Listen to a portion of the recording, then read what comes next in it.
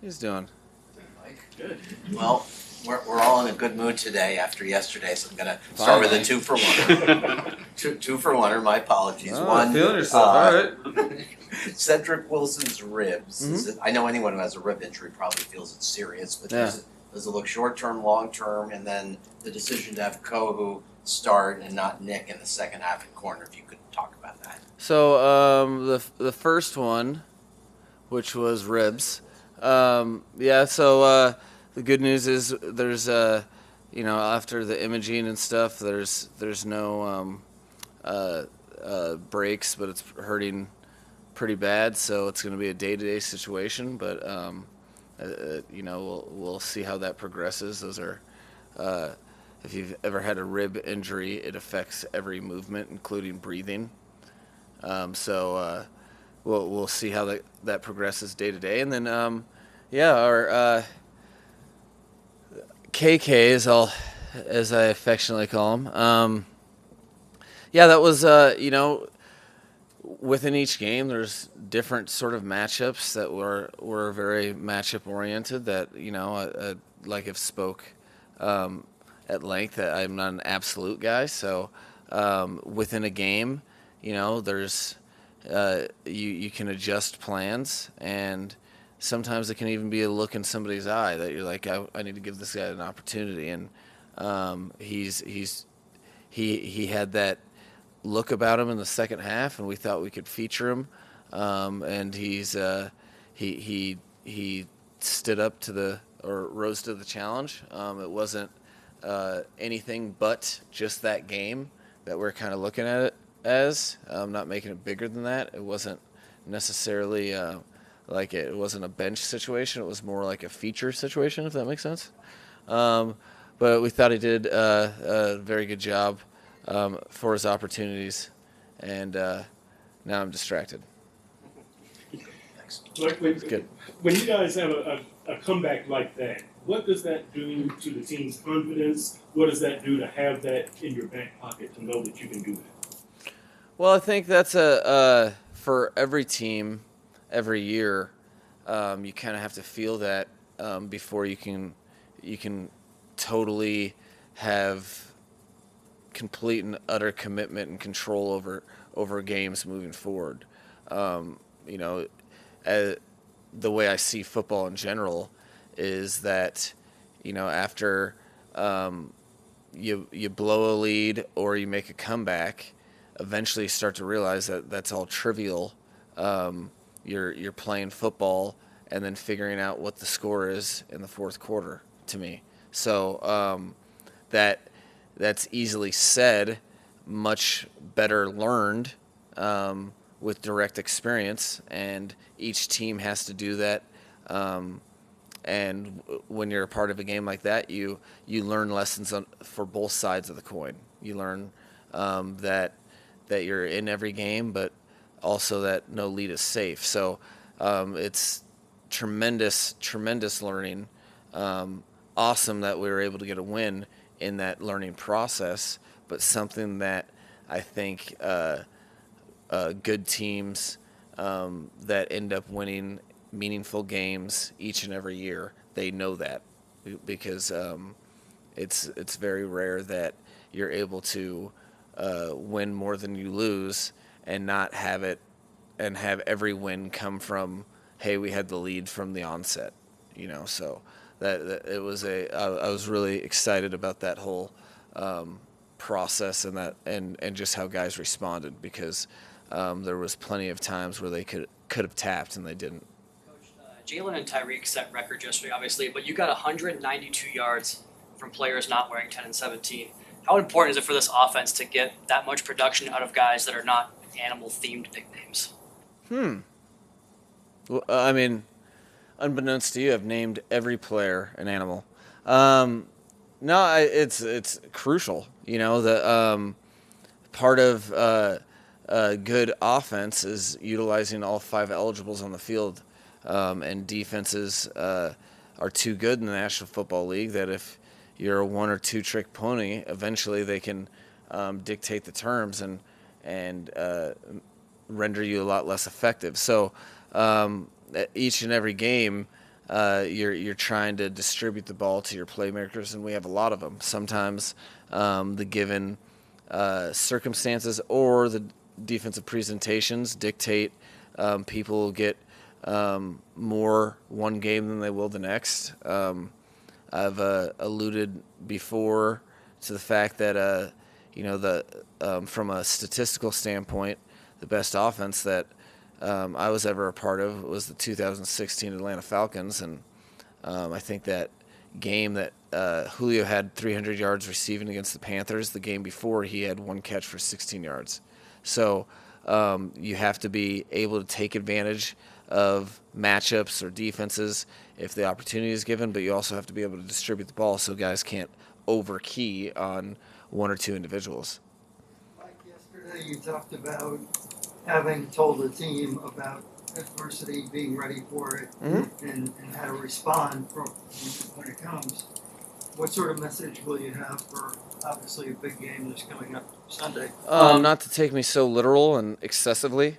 That was a little too much adversity for my liking. No, we the biggest message is that you don't ignore the obvious. You know, the Buffalo Bills have won the division and done an unbelievable job in all three phases. So what better for the Miami Dolphins? That's a young team that is really invested and very, very eager to play football.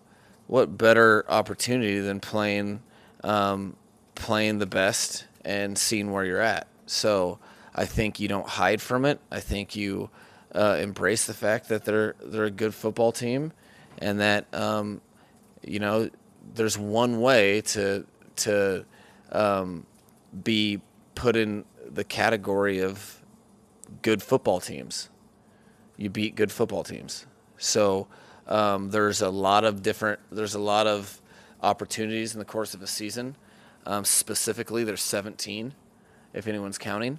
So this is 17th, and it's 1/6 of our division games. But it's also an opportunity for us to see where we're at and go against the best, which as competitors, which our team is very competitive, you bask in that opportunity. It's exciting. So we're going to do our best to prepare and see where we're at the end of 4:30 maybe on Sunday.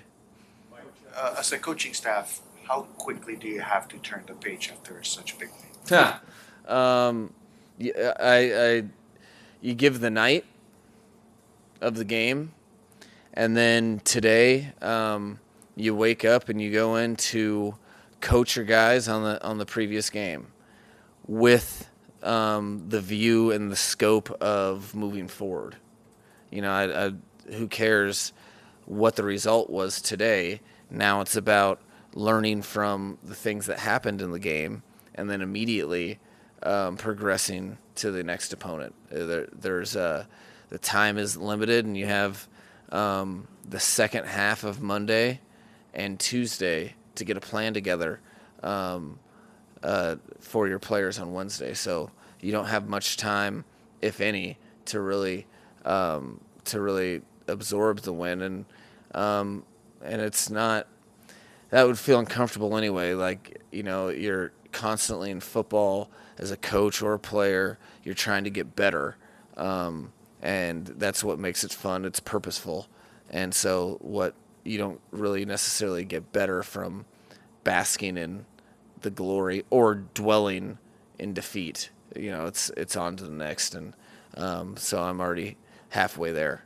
Yesterday there was so much going on in that game. It seemed like it was There's a lot. running at twice the normal speed. When you watched the film, was there anything that surprised you? You're handling every situation as it comes to you. When you take a step back and watch the game, and I watched it in game order, so all three phases, and the highs and lows, I definitely didn't do it justice for the emotional highs and lows during it. I'm just sitting there trying to watch the defense and talk to the coaches and then get play calls ready and then call offensive plays. And, it seemed like every time that we gained momentum, we lost it, and at an exhausting rate, So it made it more real. I got done showing the players that it made it, what that accomplishment was for that regular season game, how they, we opening kickoff, punch to the gut. That's the first, and more than just the team, but even the coaches. That was Danny Crossman's first special teams kickoff return for a touchdown in his 20-year or 21-year career. And he handled that. He was on to the next play, as was the special teams unit. Then you go down, you're driving the ball, you're down 7, and you turn the ball over. Then it's a 10-minute and 50-second drive all the way down to the 1 to go up 14-0. Then you turn them over on downs. Then you go 95 yards or whatever it was to score a touchdown to tie it. Then the next defensive snap, 75-yard touchdown.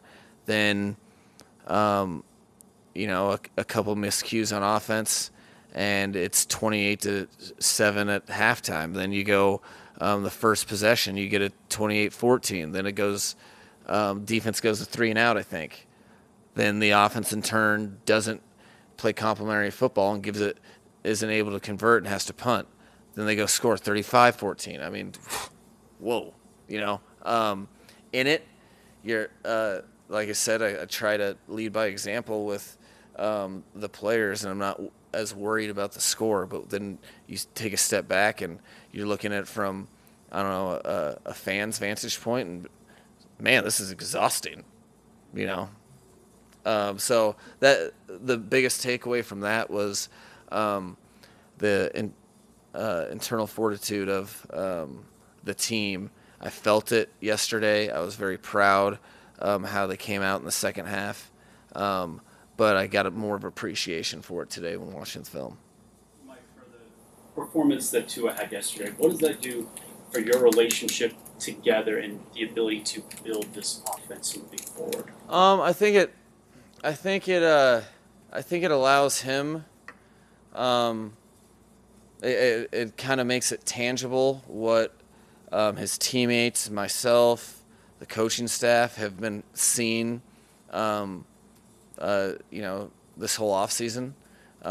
So it makes the evolution of, the things that have, he took such a step in the right direction yesterday, and threw an interception that he was absolutely disgusted with himself. And in that game, to take the coaching and still press forward it was probably his biggest mistake that he's had all this season. So that makes it that much more real, and what it can do for him if he's just worried about playing the next play and not pressing or not being overly hard on himself. So I think the messaging for that and for his personal growth is huge. But I also think it's awesome for a player to feel he knows that he did some really real good things. I think deep down he would never say it, but I think you'd have to be kind of delusional not to be like, hey, 6 touchdowns is pretty good, right? But I think there's also something to the fact that none of his teammates were surprised, which is much more impactful than words. You can feel that when guys are like, they're not like, whoa, dude, where'd that come from? So I think that's great for him. He deserves it. None of it was given at all. He earned every ounce of that, which I know players respect a great deal. So I think that benefits everybody, players and coaches included. It's kind of a fun one to end on. I know you're really big on the film. What was your film breakdown of Mike Gesicki's gritty? Oh, well, see, I have a lot of resources at my disposal. A head coach, you definitely do very little to almost nothing on your own. So, with all of my resources, I was able to get some footage of maybe some other, or possibly some other people attempting the same dance moves that may or may not be fathers, dads. There was we had to outsource some footage of the general population to kind of put it in perspective, to make sure that his teammates knew that it wasn't a subpar effort, that there could be worse, but it was in the family of worse. Does that make sense? Yeah. All right. Have a good one.